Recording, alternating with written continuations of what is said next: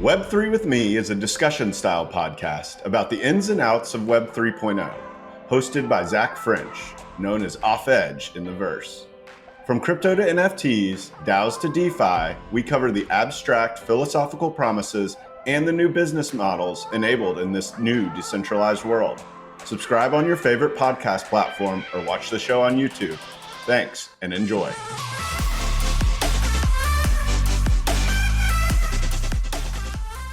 Zach French is a bar-certified attorney, and nothing expressed by Zach during Web3 with Me shall be considered legal advice. All the opinions expressed by Zach and his guests are solely their own opinions.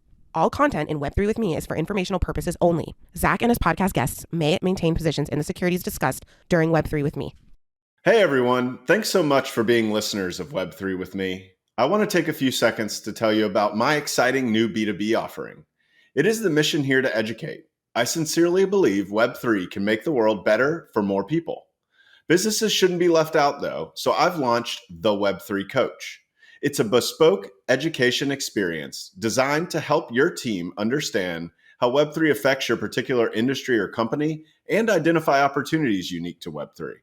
Whether you have a law or accounting firm with a growing number of clients participating in Web3 through crypto and NFTs, or you're a real estate syndicate looking for different ways to raise money, or teams just of fast-growing Web3 companies who want to understand your customers and your new teammates, I make sure you can talk the talk and leave feeling more confident about this crazy new world.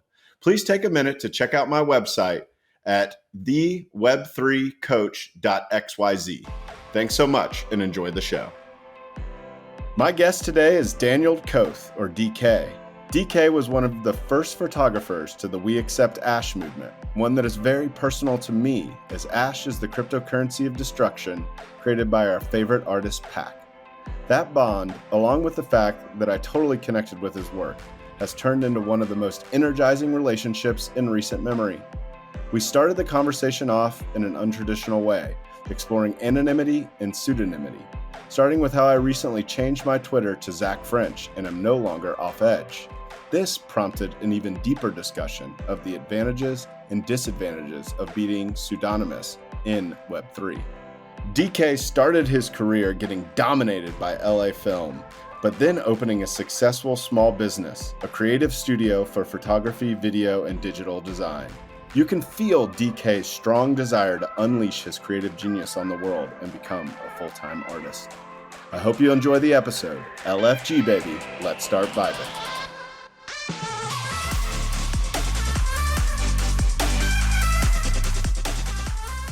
Welcome to the show. Hi.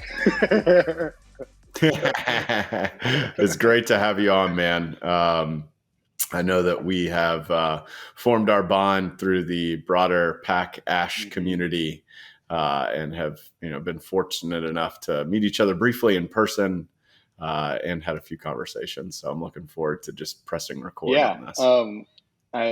I'm grateful for the opportunity. And it's definitely been cool to get to know you in our few conversations and hear a lot about what you're trying to do in the space with this podcast.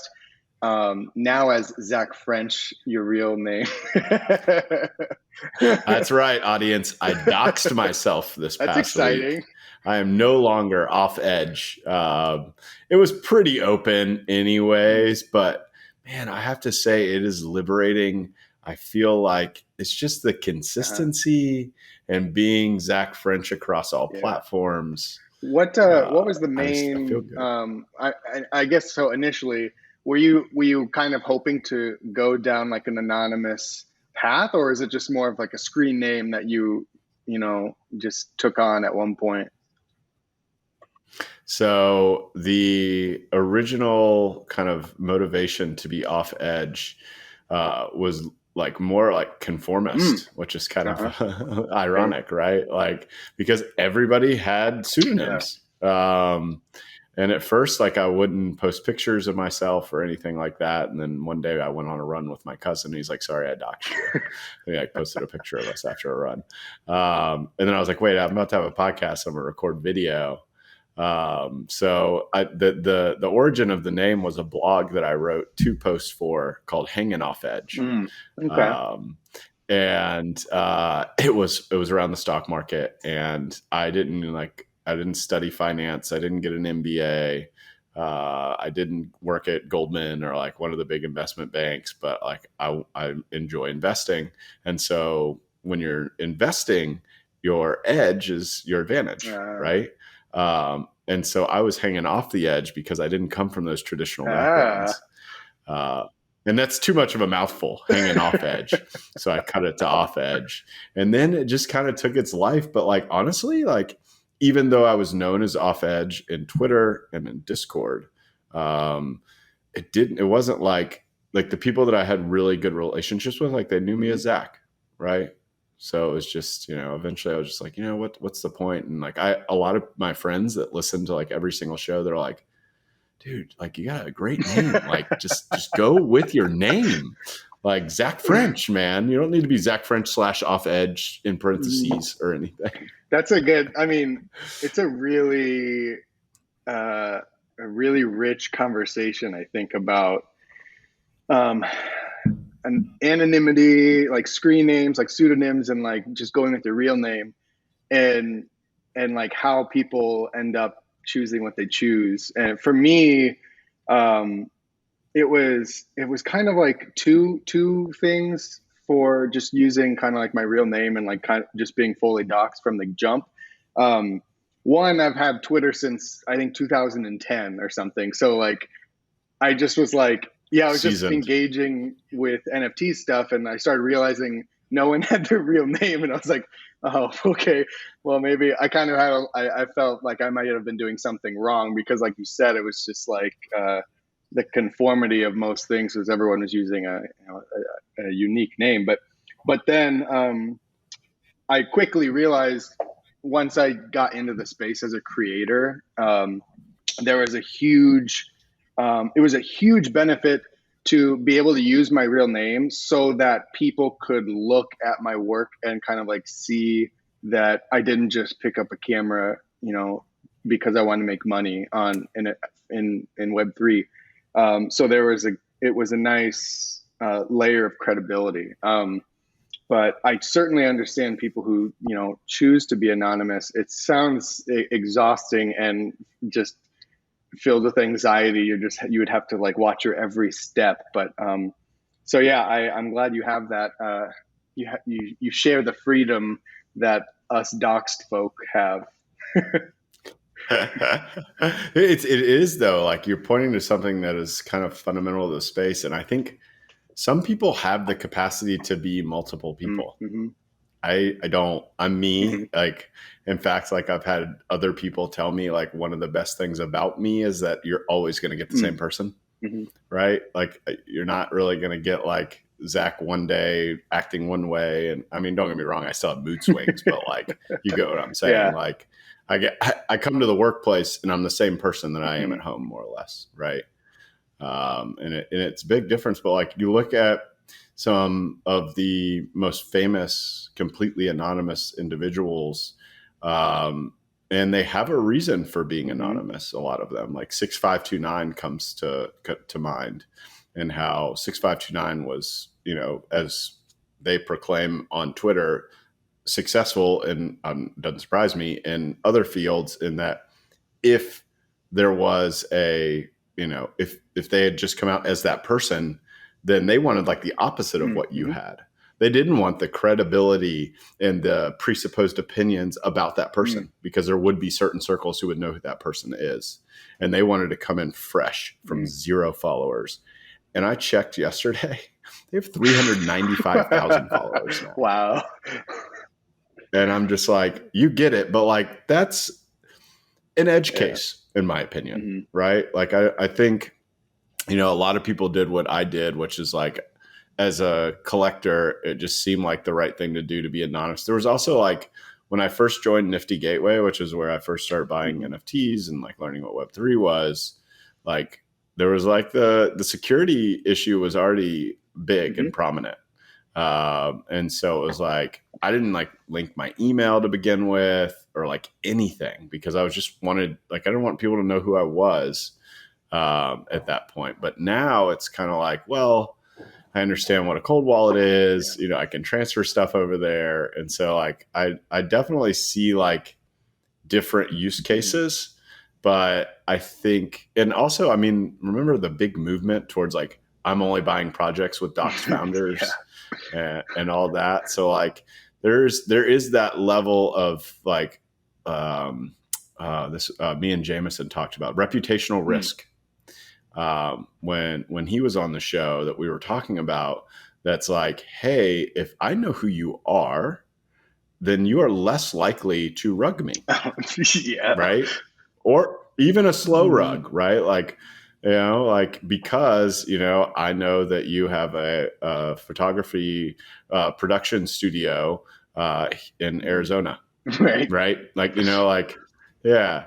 And like, it's interesting. I mean, I get both sides of it. And I think I kind of think of it as like existing on a spectrum. Yeah. Right. The same way that I think about like IP rights, Mm-hmm. you know, whether to go like retain those rights, license those rights, or go full CC0. Right. I don't think any of them are a catch-all, but I do love that the space encourages people to do it for the right reasons sometimes. Right. Like, I think it's beautiful. Yeah. Honestly. It's part of like, I think for a lot of people, the space, it was kind of this chance to I guess reinvent yourself, or like you could kind of, you could come into it in whatever way you wanted to. And I think even now, like you said, there's so many different components to it, and a lot of them are on a spectrum that you can really, it's kind of empowering. You can be who you want to be, and if your ambitions are in the right place, you can find an audience, right? You can find people who respect what your goal is. So this is a great example would be the artist we follow, Pac. I mean, to say that Pac is polarizing is probably an understatement for a lot of people. And a lot of people, think of the fact that he is anonymous, that there's, the sole purpose is to do slow rugs and just to be a jerk and just like take people's money.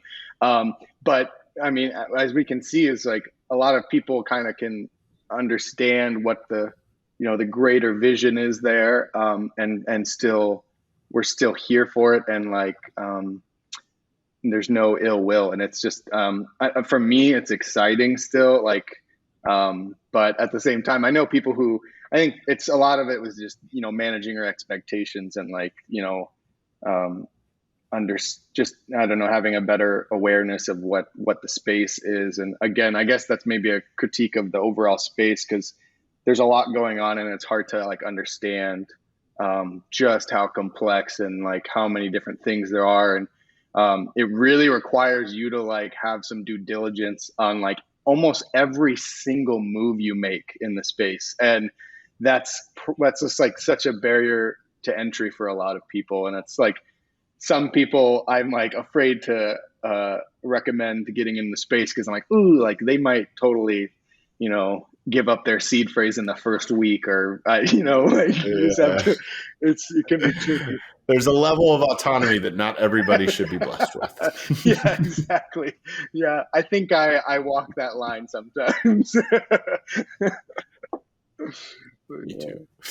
Me too. And then there's the other side, which is like everybody needs to get scammed for like a rite of passage, right? Like, absolutely. Just hope you don't lose everything. Also, with Pac, it's like if you knew who they were and they were making hundreds of millions of dollars, like, would they be able to create as much, or would they have to focus even more on public perception? And I mean, just think about like the people that are in the limelight that make that kind of money as creators.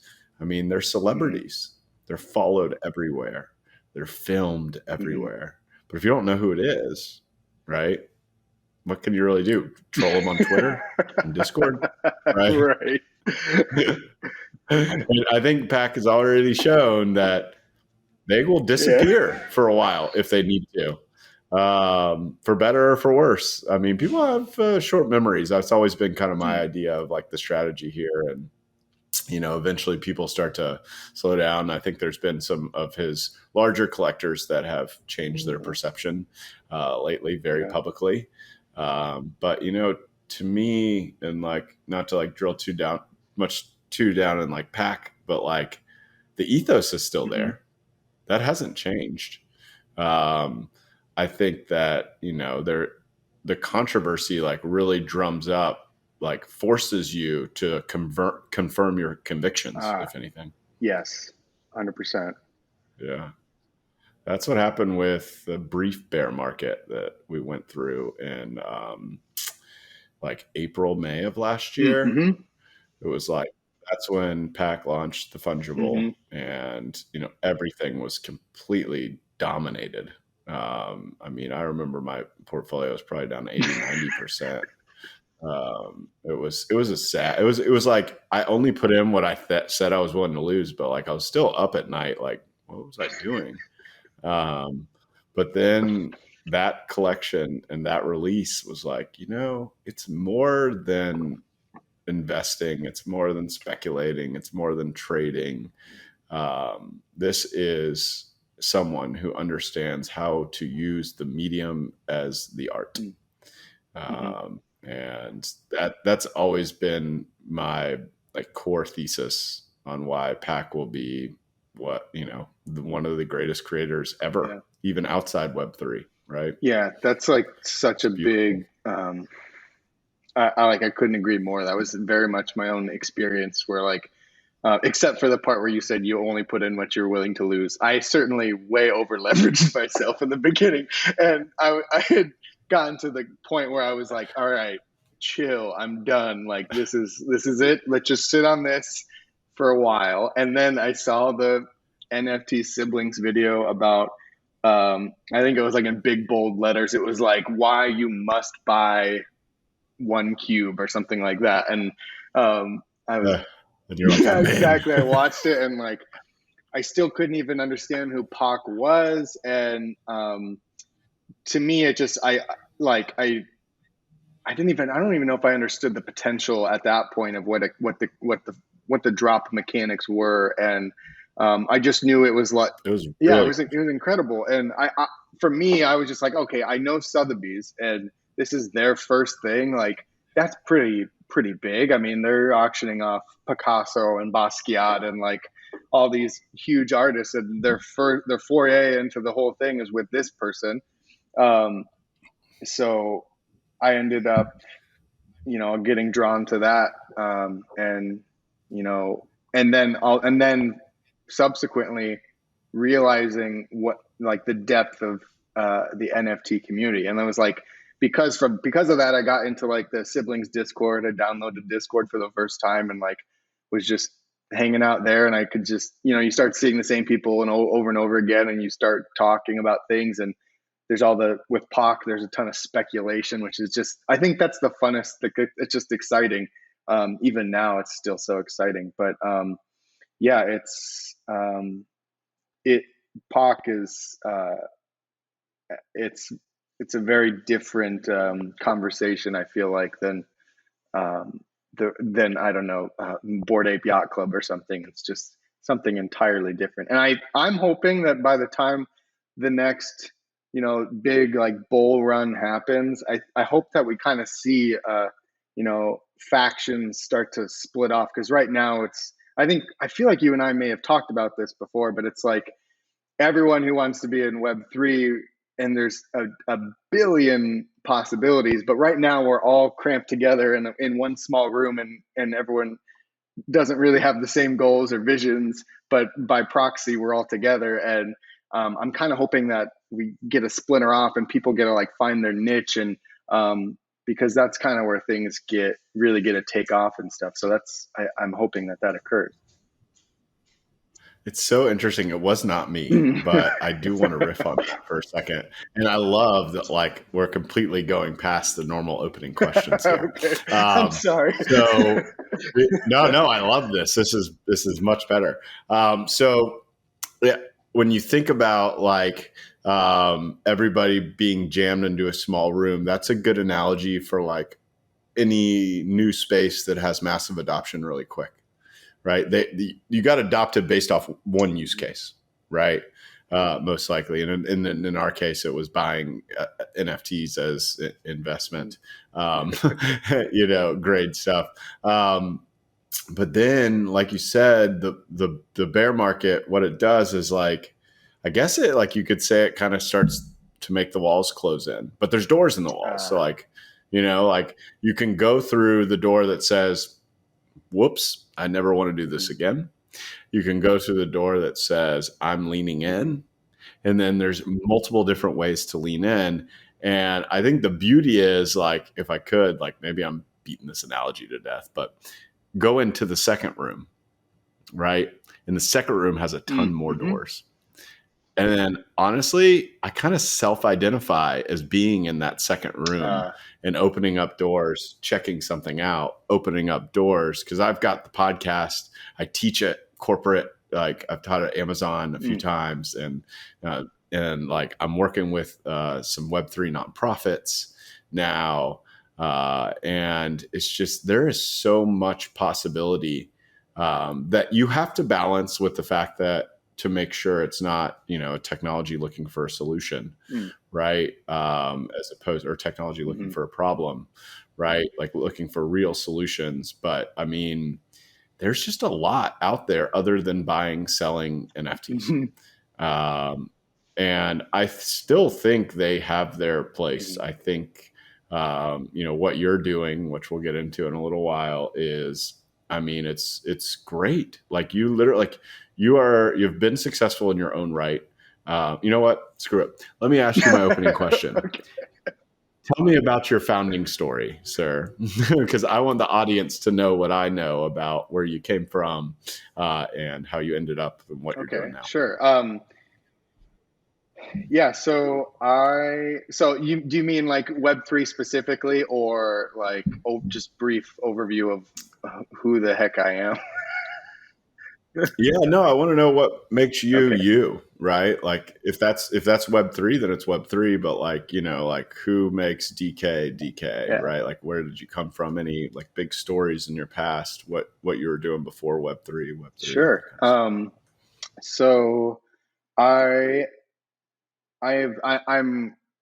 went to school for film, first of all, and I went to right out of high school. I moved straight to Los Angeles and went to pursue the whole filmmaking career and stuff, and just got beat up and just like totally demoralized, and kind of came running back to the desert over here in Arizona, and finished school, and then I opened up a small business where I just do, and we're in my studio right now, but we do just photo, video, graphic design, web design, that sort of like just all inclusive, marketing, very commercial, like not very exciting by any means, but been doing that for ever since then, which was, I don't know, I can't even figure out how many years ago that was, but and I kind of found myself, or I find myself even now, because I obviously still have the business, but it's very, it feels unfulfilling. It's very much like meeting the goal of like keeping the lights on so that I can pursue other passions, I guess. And that's kind of where Web3 met me, sort of by accident, I think, because I think I got started around the same time you did, at the beginning of 2021. I don't know if you were in before. Yeah, March 2021 was my first. Okay, purchase. I think mine was also the very beginning of March. It was either that or February. But also, it wasn't Blau. Faces. No, it wasn't. No, it wasn't. Faces. It was. Yeah. Mine was faces. What was the first one? Oh, it was a painter named John Bergerman, and he does a lot of like spray paint stuff. But it was, yeah, it's this like gummy bear painting thing that I had no idea what I was doing. Oh, I remember those gummy Yeah. bears. They were very popular. They were like they were like convict Oh pictures. no, Those but ones. I did also partake in that. That's Oh, Wisby. okay. That was yeah, Okay. Karma Chameleon. Yeah. And so yeah, I got in with that, and I like from an investing perspective. So no idea, not even remotely thinking about like what it could mean for me as a, for my career, but I was just trying to invest. And it was again like what I could just said. I got to that point where I was definitely over leveraged and I was ready to just like chill. And then I was introduced to POC, and that just kind of like passively engaged with that. Stopped the Nifty Gateway every day madness, and then just like hung out on Discord and Twitter for however many months that was. And I remember uh, I was on a photo shoot or video shoot one morning, and one of my business partners, who's also involved in like investing in POC and stuff, told me that Ash had shot up to like $5 or something, and I was like, you're totally joking, because that's impossible. It's like $1, and then it was like that subsequent whatever month, 2 or 3 months, where it was just like boom, boom, boom, boom, and like everything just went crazy from there. And I think throughout that whole time, people were always telling me, like, when I would explain to them that I was buying NFTs or that I was like involved in this community, people would be like, "Oh, so you need to like you're going to put your work out there," and I'm like, "Oh no, I don't know how to explain it, but it's not for photography, or like it's not for what I do. Like it's not this. That's just there's no room for that right now. I don't know. Like it's this like three crazy weird 3D art stuff, um, and it wasn't until it was November where it was a couple things happened. Dell in our like POC Ash community released his first collection and said he was going to be Ash only, and that kind of like put the question in my head. Um, and then at the same time, NFT photography as a movement kind of started to flourish, and and it was just one day where I had a collection of images that I had for a photo book the previous year, and I put out I don't know, maybe 10 or 12 of those, listed them in Ash, did the whole Twitter spiel that I was going to be selling my work in Ash only, and just seeing if anyone was listening or whatever. And I went to sleep, and I woke up and everything had sold out. And I was just like, the next morning, I think from that morning on, it was just like my whole perspective changed on what I should be doing in the space and what was possible for me. And it's kind of felt like a whirlwind since then. But nothing but excitement and just opportunity. It's allowed me to do so many things, like going to New York 2 months ago and meeting you and meeting so many other people, and just getting to just interact with people who have the same convictions. It's just like complete, especially in the context of a bear market, has like completely lit my fire. And like now I'm going down the road that I think I should go on. And it's kind of like I feel like I'm in that second room with you, where I'm just like observing what doors other people are going in. I'm asking other people like, well, which door are you going to go in? I want to go with wherever you go. I want to go that way. And like, it's just kind of figuring that out. And I don't know, it's an exciting time, but that's kind of my synopsis of what's brought me to this point. So I hope that kind of covers it. Dude, that was awesome. That is so cool that like you literally posted, you meant it, I guess, on OpenSea, I Yes. Yep. assume, right? And because it's so easy. And then you mint on OpenSea, you go to sleep and your collection sold out the next morning. That is like what a cool way to have like just been like, I'm gonna dip my toe in the water and Yeah. see what happens. And man, the We Accept Ash movement is like, I mean, it might be dead now, whatever you want to call it. I don't care. What it produced, though, it's a lot of really, really good art, and yourself included. And obviously, I know Dell has kind of been like the unofficial spokesperson of it, because I think they were the first, at least, artists that knew how to cater a big audience to it, and that was fun.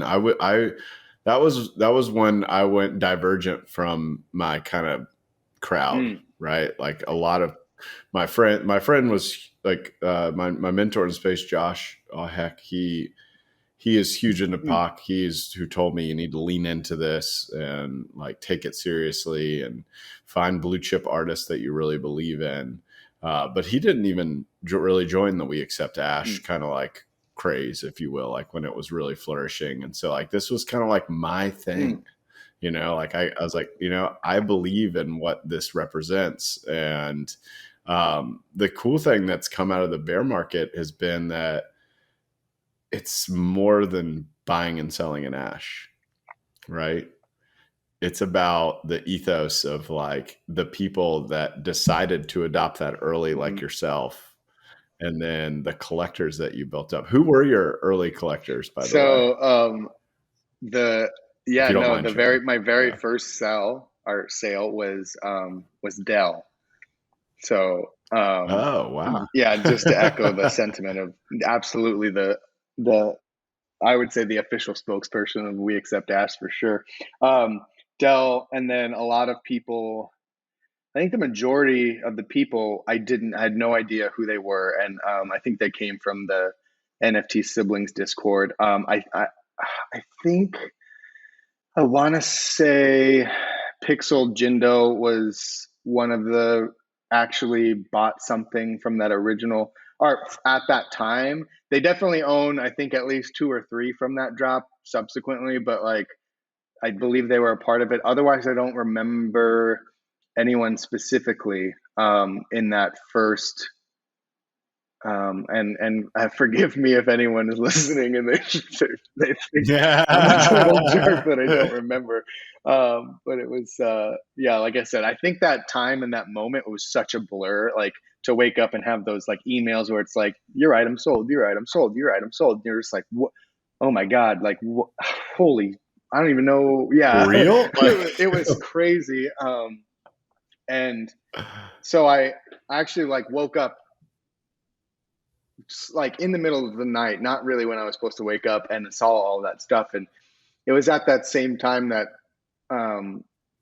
I literally thought of the idea of doing a POC tribute, and I know that was like one of those super like trendy things to do at the time.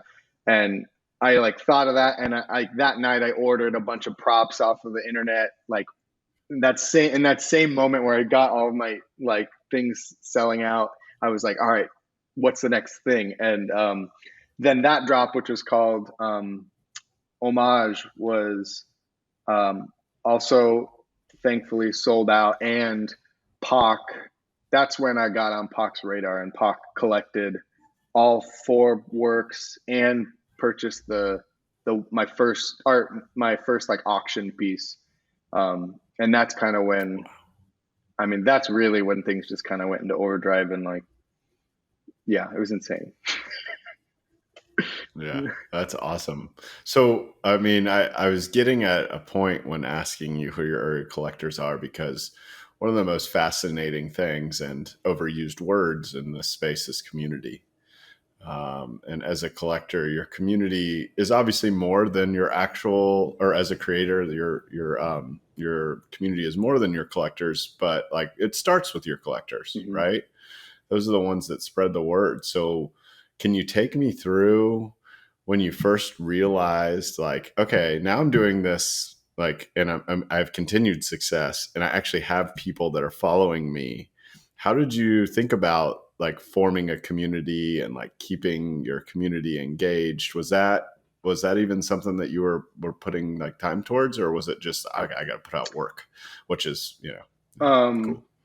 Yeah. Well, so first thing, I feel like you said that sometimes, or it's more often that the collectors bring the community, or I think that's what you said. But in my mind, my experience so far and even now is that like the community, if you look at that as like the We Accept Ash and the POC collectors as being like this, pre-established community that I was already a part of, I think that is what brought me the collectors. And even now, there's so many people who are, without fail, will retweet, my latest work, and they don't own anything, which is like the greatest thing. And I definitely don't think so.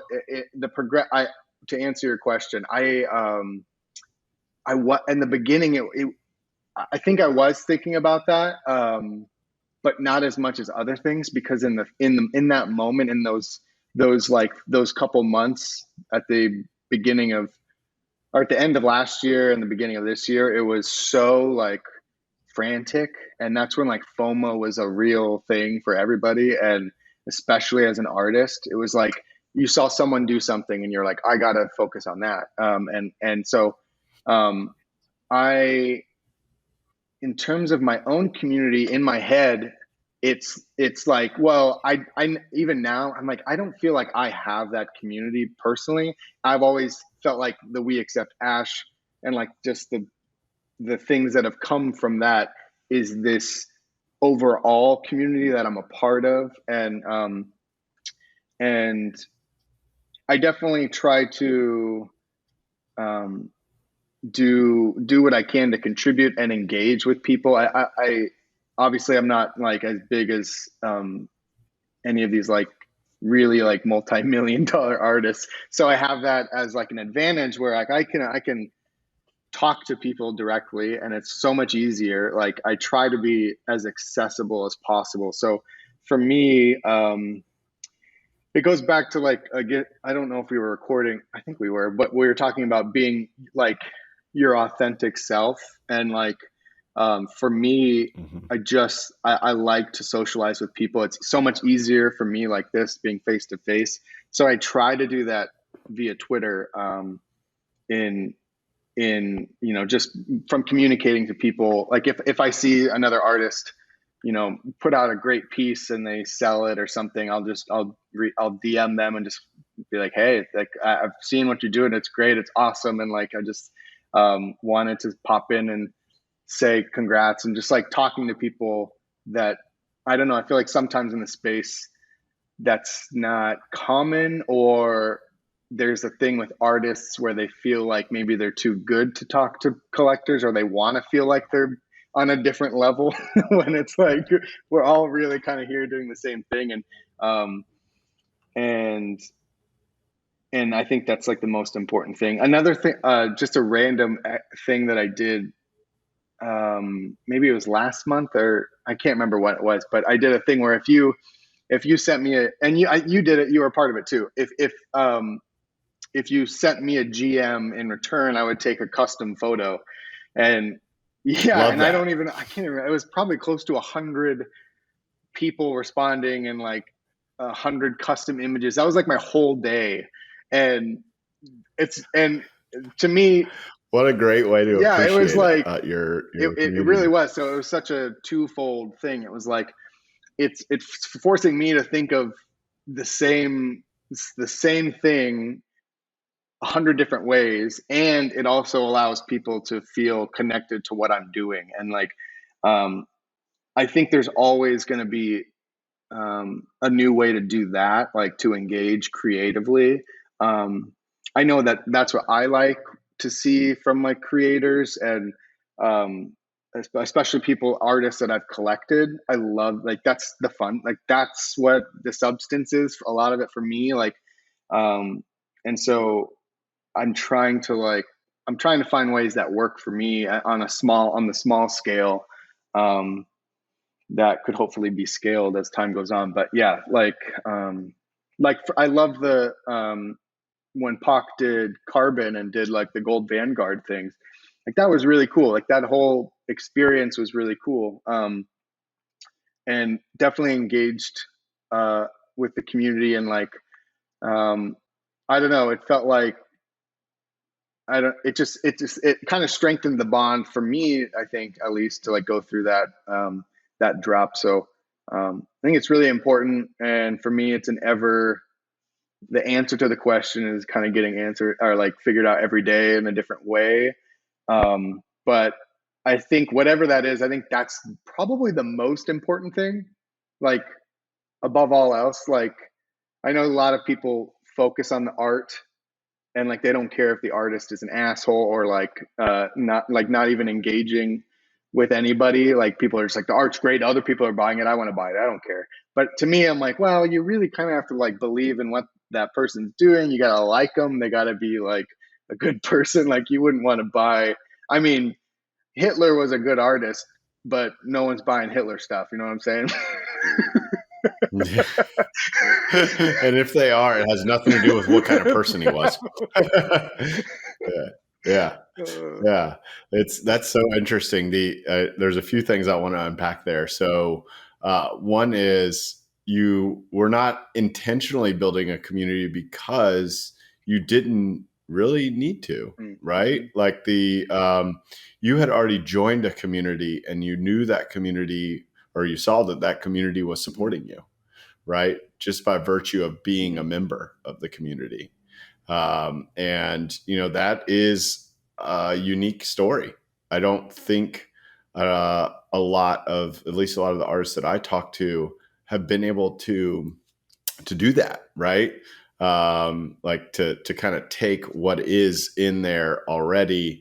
And like, you didn't do it like intentionally, right? Like you weren't, I mean, yeah, you took Ash eventually and like all that, but like you didn't go in and you're like, ooh, oh, I'm going to capitalize on this We Accept Ash thing. Like you went in, you're like, I love these people. I'm going to produce some art. And if they like it, they'll buy it. Right. Like, which, I mean, that's pretty cool. I love the idea of grassroots community building. I don't like the idea of hype-based community building, which is 95% of the space, maybe 99. We've been having, I'm in the Beans Discord, as you'll see on my background when it shows up, is like, and we're so anti-hype there, right? Like I probably talked to you about it for like 2 minutes, I'm not like, hey man, you got to come join the Beans and like all that. But like, if you ask me why I do it, then like, I'll give you the story, right? Like, I think just if you're around like-minded individuals, right, that you feel like are in it for the right reasons, like how you form that community can be totally different than like some strategic way of engaging people. But then once you have it, what you do to do things like the picture taking and all that, like I love that. That was so exciting. I think I was past the 80th one where you're like, sorry. And I was like, oh, dang. And then you surprised me and you sent it to me. Like it was cool, man. It made me feel good. Like we're like friends, like real friends, right? Like, and what is a community if not a bunch of friends? Like a productive community is a bunch of people that are friendly with each other.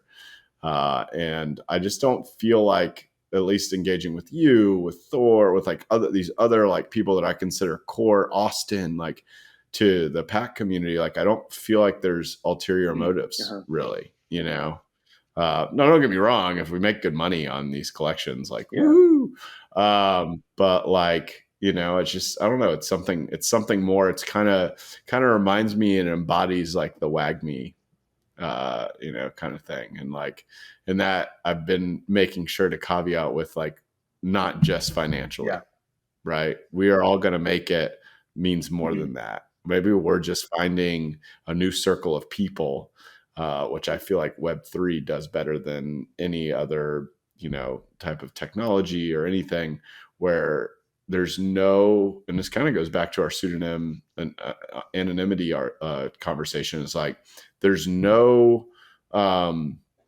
presupposed notions about who someone is if you don't know what they look like, if you aren't sitting there like stalking them on LinkedIn or Facebook or Instagram where you can see what they do with their life. Who knows like how much of that is real? Like you're just going in and you are literally typing conversations with people. And while I think that ultimately you need to take it to this level, and I think this is a great step, I don't think I've ever been more energized than our first conversation that we had together. But really just getting to know someone that way, like forces like some sort of like just authentic connection. And I found that reaching out to people is like, I'll just be like, hey man, want to chat? Like want to get on a video chat. And like when I turn on video, it's like, oh, we're doing video, Yeah. like I love that. I love that. I think that's beautiful, man. Well, I appreciate you Yeah. elaborating on that. I think that, when it comes to this, like you see it, like, I think the default is like open Discord, build hype in Discord. And when I was talking to my buddy Gavin Shapiro on the show, and, he was the one that pointed out, he just manages community through like Twitter and Instagram. Oh. And he manages his community in a way that's like, and he'll probably doesn't want to use the word manage, but like engages with his community in a way that's native to the platform. So like he'll have good conversations with people on Twitter, and then use Instagram as more of like a gallery, right? Because it's really more, that's what people are doing. They're scrolling through, they're looking at the pictures. Whereas as Twitter, you're like, what's an insight? What's the news? What's, that kind of stuff. So that's cool. Do you have any other kind of like closing thoughts on community? No, I guess to just like echo everything. I think for anyone who's,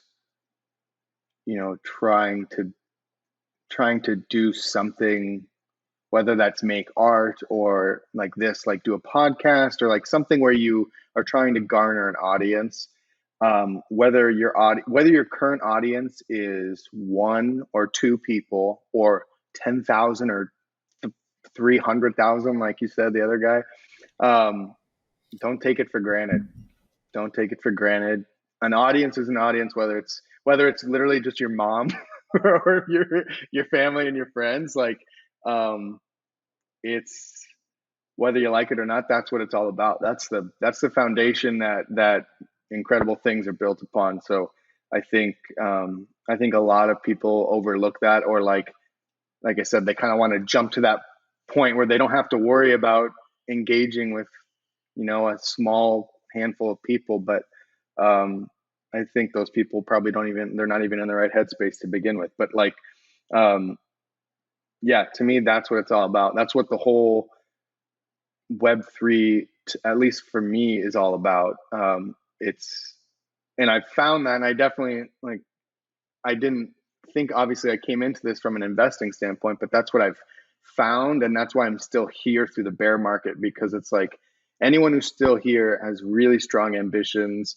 They want to foster the community or a new community. And like, as human beings, that's just like in our DNA. That's like, I don't know. It's just that it gets me really excited. I know it gets you excited, and that's why we're here when we're here. And so it's like anyone who is there, especially for whatever it is you're doing, like take the time and talk to people, engage with people in new and creative ways, because that, like I said, that's literally what it's all about. So.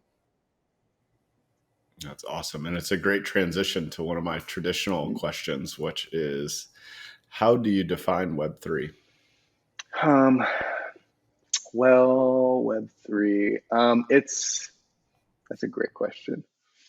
I'm sure people have much better answers than I do about this, but Web3 is, at least for me, it's kind of like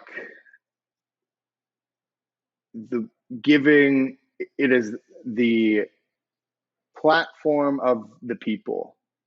It kind of cuts out it's in its pure form, right? It's decentralized, and it cuts out all the noise, all the bullshit. It's literally what you want to make of it. which I think is, at least for me, one of the most appealing things. So Web3, I think, is like a platform for the people, as opposed to, I guess, like corporations or um, just centralized stuff. Obviously, right now, I've heard people say we're in Web 2.5 or not. We're not quite there, and I don't know if Web 3 is maybe also a completely idealized, like, impossible environment that we never actually fully attain. Because in my mind, it's almost like complete freedom. Like it's like the purest form of digital freedom, um, and whether it actually gets to the point where it fulfills that completely or not, I don't know.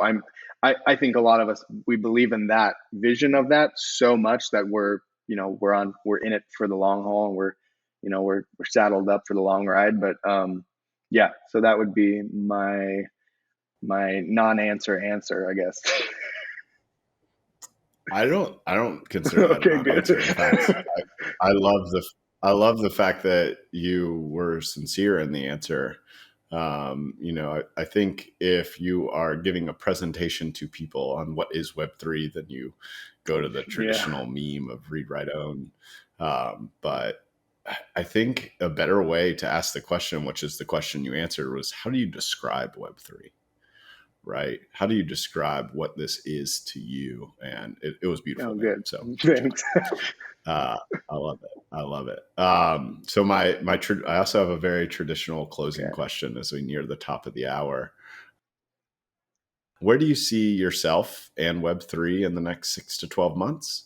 And where do you see yourself in Web3 in the next 5 to 10 years? Okay.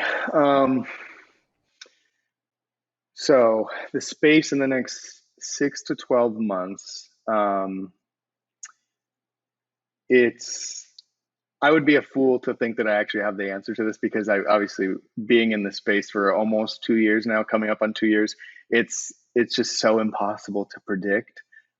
What I hope that it is in the next 6 to 12 months, um, I hope to see again sort of um, this splintering effect where these niche communities kind of are able to break off and empowered to break off, and audiences and communities follow and start to work on building their foundations separate from, I don't know, the core of it. So I that's kind of where I see. I I think I feel like we're again kind of coming up on another little little boost and everything. Like I think that there's sunshine ahead. I guess that's kind of how I feel about it, um, because I think as more and more people are, um, there's just a lot going on, and there's a lot of people who are continuing to build tools and resources for this space, and I haven't seen any signs of that slowing down. So if you're talking about 12 months from today, there's probably things that we don't even know, like have no clue. I couldn't even imagine and describe what's being built probably. And I hope OpenSea maybe doesn't exist or something better. We're talking about something better in 12 months. So there's that. And then for me, you say 5 years, 6 to 5 years for me.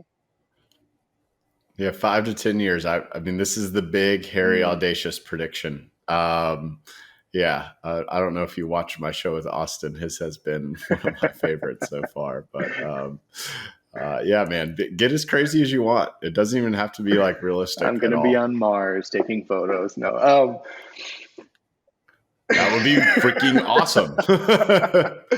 that would objectively be pretty exciting. I think my goal is I just want to be I want to be doing this. I want to be doing this full time, almost in the same way that I'm doing it now. But like, there's always obviously I have to maintain my business, and I've got to take pictures of bicycles and stuff like that I'm not super passionate about doing that, but I've got to do that now. And in the future, I hope that I'm able to make a living out of this, find the collectors that will kind of enable me to kind of carry out my vision. So it'd be more of um, making the photos that I want to make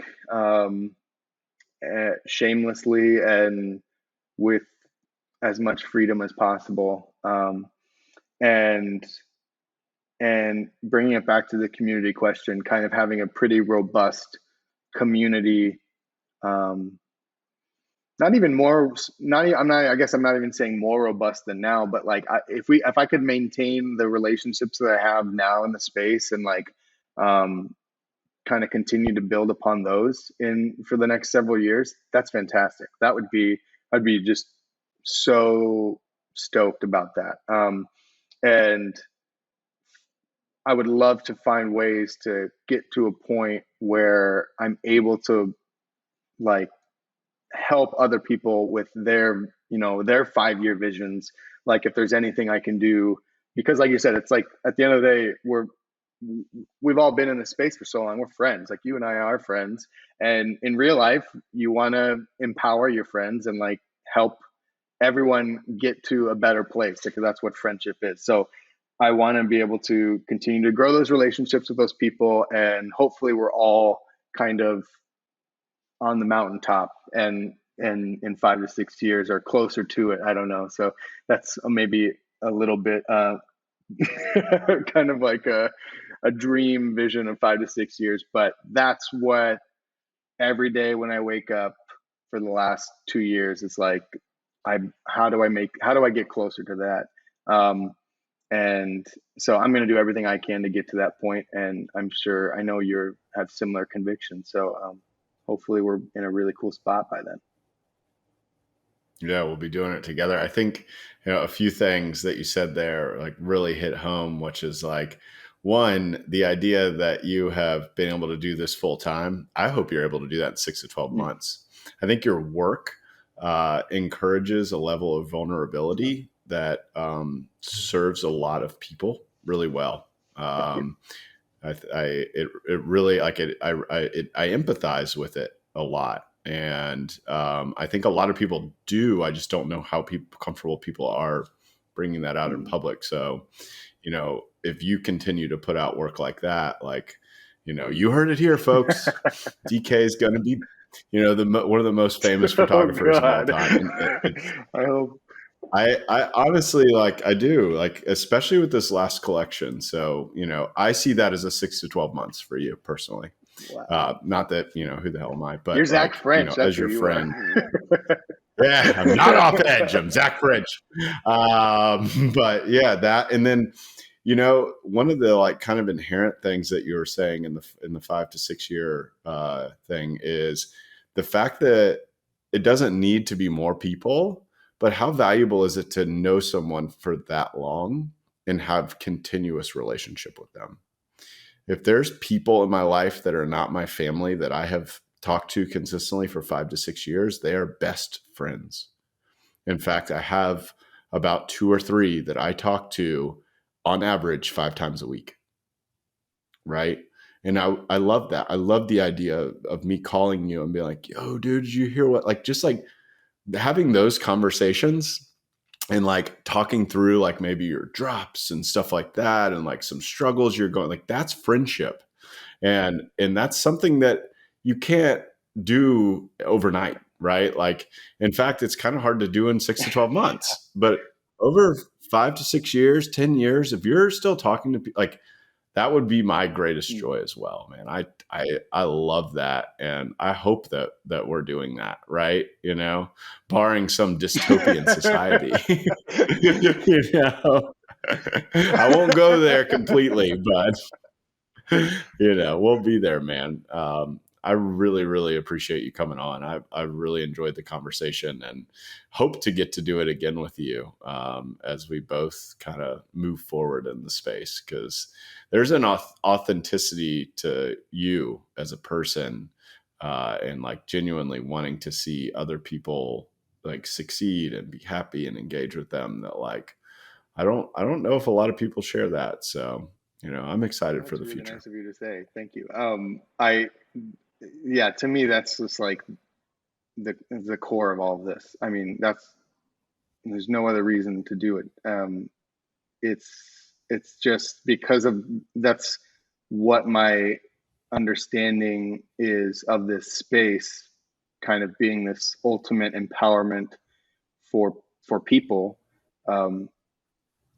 It's, if you're not doing that with your own resources, like what's the point? So so again, thank you for having me on this podcast. Thanks for always I am very grateful for like how proficient you are at like rallying people and like getting them to talk to each other and like getting these conversations to happen, because again, it's the space where things always happen on Twitter and you're only limited to so many characters.